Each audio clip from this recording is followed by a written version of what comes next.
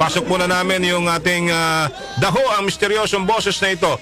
Matalas ba ang iyong pandinig? Oo, eto na nga. Sino kaya ang maswerteng makakahula sa ating misteryosong boses ngayong araw? Sige, kausapin natin. Nasa linya na ho ng telepono, mga kaibigan, si Alma San Jose ng Las Piñas City. Alma, good morning. Good morning po, Pedro. First time? First time po. Okay, Alma, ilang taon ka na? 65. 65. Parang hindi halata yung boses mong 65. Oo. Parang ka lang si Tessa Gonzales na hindi halata ang kanyang edad. Parang nasa 50-50 lang. Okay. Ready ka na ba? Ito yung ito yung ating boses, misteryosong boses. Ready? Opo. Okay, ready. Here we go. Sasalamatan ko yung mga magistrado. Rendering justice. May hula ka na ba? Isa siyang mahusay na mambabata sa nagsilbing protege ng dating presidente na naging Justice Secretary, Defense Minister din.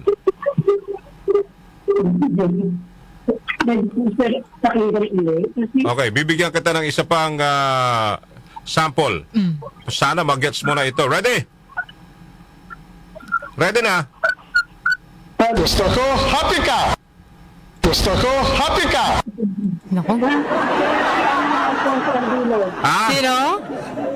Former Senator, former Senator Juan Ponce Enrile. Gusto ko, happy ka! Tama Tama kaya ba ang kanyang siya? sagot? Senador, dating Senador Juan Ponce Enrile. Tama ba ang kanyang sagot, Darlene? Ang sagot ay correct! Gusto ko, happy ka! Gusto niya happy ka, kaya congratulations, Alma. May mga babatingin ka ba, Alma? Ay, umatiin ko lang po yung mga kamag-anak ko, mga kapatid ko rito sa Kenya, tsaka yung kapatid ko na sa Japan. Sabi na kayo. Okay, maraming salamat ha.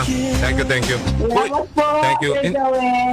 Thank you, Alma. Mabuhay ka. Alma, paki-message yung complete address mo sa ating text line, ha? Yeah.